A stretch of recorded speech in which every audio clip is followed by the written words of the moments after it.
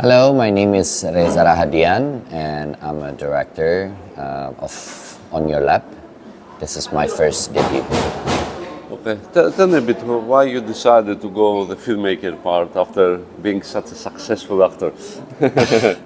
I think after being in this industry for over 20 years, I felt I need a new challenge. I need a new room to grow again as an artist. And I've decided, because I've been in love with directing for so long, I direct my first short film, 2011, produced by Gary Nugroho. So that was the time where I realized that I want to pursue this one day. And then after 20 years, I got a chance to finally find a story inspired by my mother. So the story in Pangku is actually the inspiration, the source of inspiration comes from my mom as a single mother and how I grew up with her. So that's the beginning of it all. Mm-hmm. And tell me a bit how you found out about this whole concept, or you already knew about it, this waitresses who... So I think one day I shot a film in Indramayu area, and then the driver that picked me up from the set back to the hotel said, "Hey, there's a tradition here that you might like to see. Maybe you don't need to come down, but you can just see it. I'll drive past the area," and that's where the Kopi Pangku is all about. So the entire area, there's a lot of like a small stalls, and I was just fascinated by how the people lives there and the way they work, the way they perceive life. And then I decided to have more research on it. Mm-hmm. So we did like almost 6 months of research. We interview some people there, how they live, and what's the obstacles, what's the challenges. And what fascinated me also was the fact that there is nothing dramatic about it. It's just their daily life. So they don't have time to think about self-pity. Oh, I'm a poor people and so on, pity me, and there's nothing like that. They're just living their life, and that's really inspires me a lot to create the entire structure for the story. And so this thing is still happening? Or? Yeah, still happening until today. And it's only where? It's also in Jakarta, or? No, it's in the north coastal of Java. Mm-hmm. So there's this area called Pantura. So Pantura is a long logistic road. Mostly truck driver would pass that, bringing all the logistic from Java to Sumatra, Sumatra to Java. So it's a long way, but mainly it happens in the north coastal of Java. Mm-hmm. And usually, who are the women who do this? What are they doing in? Most of them are some of them are a mother. They don't have other jobs to do. So that's the easiest way. And sometimes when I talk to some of them, they said, well, in our economy, in our situation, sometimes we were left by some of them, they're married already, so they have husband, a fisherman. So if the fisherman goes out for like 4 months overseas, they try to do something to make the family to be able to put food on the table. That's what they do. Mm-hmm. And some of them, it's not really a sexual transaction. Some of them are just servicing, like, sitting on someone's lap, serving the coffee, give a little massage, but not all of them have the sexual transaction. So some of them are just doing that. Some of them are just massaging in a small room. So they always have this small room, but what's the irony was, I found there's this one kid, the grandson of the owner of the warung, of the stall, and then I asked him, "Is this where he sleep?" And then the owner of the warung said, "Yeah, but sometimes it's also used for some people who wants to have a deal and everything." So it was just very ironic for me, and they just do it in a very non-dramatic way. Mm-hmm, mm-hmm. Yeah, it's just they're part of their daily life. So sometimes if the kid is sleeping there, they ask the grandma to just take him away and then land the room for about maybe 20 minutes, 15 minutes, and then that's it. But you said it's not very dramatic, but it does sound dramatic to me. It sounds very it's tragic, essentially. Yeah, and dramatic in a sense of like they don't make the entire thing feels harder than it already is. So it is hard life, but they don't really say that, oh, we're having such a tough life. But deep down, there's one girl that I interviewed. She cried because what she remember every time she worked is just her son. And that's where I say, yeah, we need this kind of feeling as well in the story. So, did you have someone sit on your lap No. for the research? No. They reach out to me just to like, hey, thank you for shooting here, because they were so kind. They're very kind people. They're very supportive. Some of the girl visit the set and play as the extra in the movie, and they willingly do it. And this one girl said to me, "This is the first time I got money without doing anything, just appearing in camera. How fun is this?" I was touched. I was really touched by that. And you chose to place the story in the era of the big financial crisis. Yeah. Why? I think that's where that's my memory when my mom. I remember that era where she got out from the job. She was jobless, and she was trying so hard to find job here and there. I remember walking in Jakarta around Sudirman Road, where the riots are there, and she's just knocking from building to one building to one building to put her CV just to find a job. So that inspires me that the economy at that time is really devastating. That's the reason why everybody's trying so hard to have a job, to earn some money. And I was in that situation with my mother back in the days. I mean, we're not coming from a wealthy family, so it was pretty big as a kid. At that time, I was probably 10 or 11. So yeah, it was pretty big, the situation at that time. And how about the owners of these cafes? How do they feel about this whole thing? Is it like in that area you have to have a girl who sits on people's lap, otherwise it won't work? Yeah, this is the fun facts about it. So because of the law that the government has, that it's actually forbid for you to employ a girl that works differently. But then she said, if I don't have anyone here, this place will just be a warung.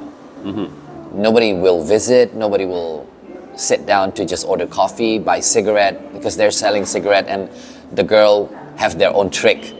So they ask to buy a cigarette, but they use the same cigarette most of the time. They just took one or two, but the guy will buy a whole package. And this is the thing that I got from the people there. So that's a funny thing, yeah. And tell me a bit, how did the casting work? How does an actor choose his actors?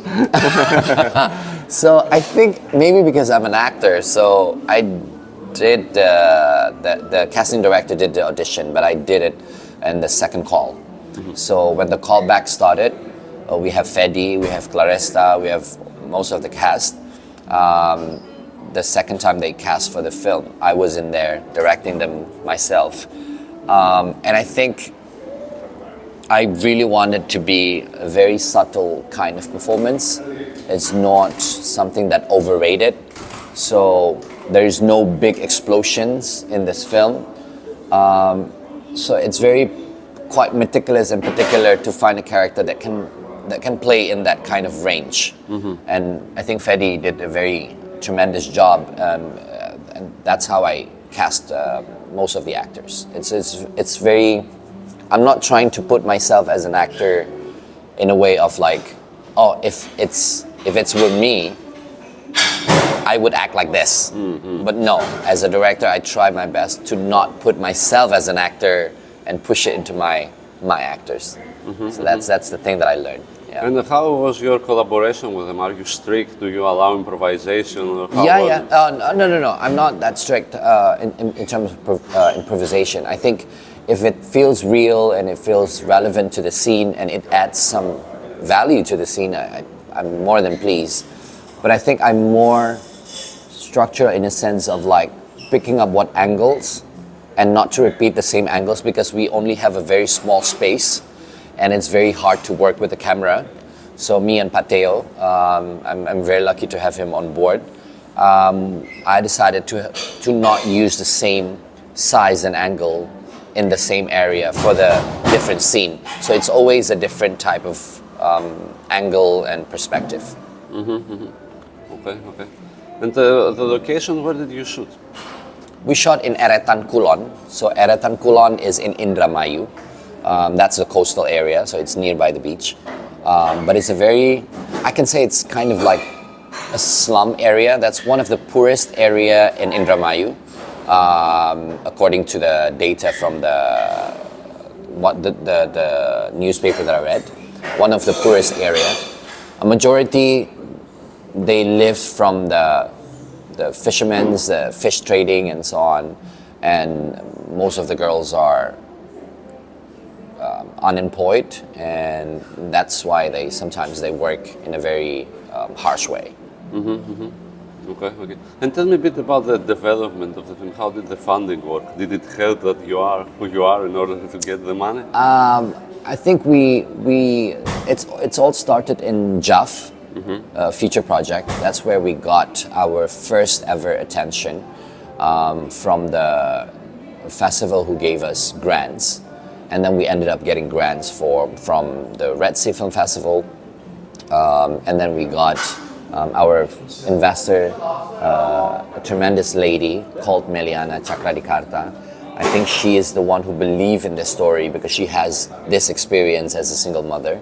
And then when she heard about the first pitch, she said, "You know what? I think I'm gonna fund this film."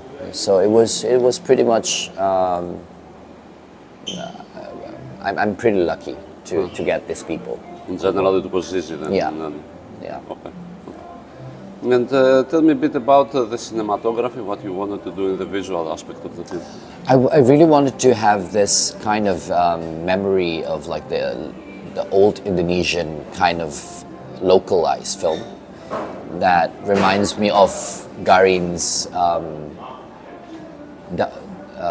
Daun di atas bantal, the pillow, the leaf on the pillow. That kind of tone, that very local, very undressed. If you can see, the artistic part was very messy, and it feels like, because I really don't want to change a lot in terms of the real set. I want to get that vibe of rawness in the film. So then I can create a visual, the realism of the whole area. And I've decided to have a very warm tone color that can show in the daylight the gravels, the structure of the area, which is very dusty, rocky, and it's unpleasant. It's a very slum and wet and smelly.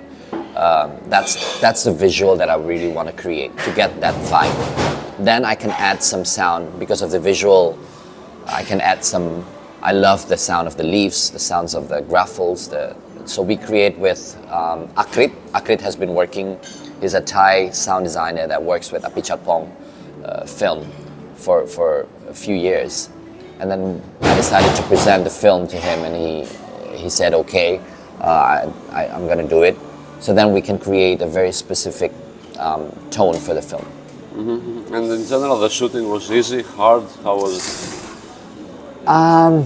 I think because of the preparation is quite long, I can say the shooting pretty much smooth. It's not easy, but it's quite smooth. We shot it in 16 days, in total 22 days plus the break, and then we shoot it pretty decent time. It's mostly 12 hours, 13 hours a day. Yeah. And about the editing, how did you work on that, on the pace of the film, let's say? So, sorry, come The again? editing, how did you work on the okay. pace of the film? Yeah. I think where the editor is Mamat Anggora. He edited Camila Andini's film as well. I think when I come to the editing process, I talked to Mamat that I really want to give a room for people to get engaged with the story in a way that I'm okay with a slow pace kind of film, and I don't really want to rush it. But again, when it comes to a very emotional scene, I don't want to drag it too long. So I want it to be more fast looping instead of staying too long in a very dramatic scene. Yeah. And which one was the most difficult scene to shoot? And also, if you have, let's say, a favorite one. Okay, I think the technicalities wise, I think it was the moment that Sartika pulled the gerobak, the thing, because it's a one-shot frame in the beginning, so it's rocky, so it's kind of like it's quite hard to manage. So we took maybe 11 takes for that scene only, and because of the emotions that I don't want to. I told to Sartika, I told to Happy and Ferry, I don't want to have a fight as in a cat fight, because you know your position, he knows his position, the lady knows the position, so it has to be something that just, you don't even see it anymore, you just go past by. And that kind of emotions, I think, the feeling that I want to get. Okay. And what is your opinion of the Indonesian movie industry at the moment? How is it like being an actor and a director in it, let's say? I think we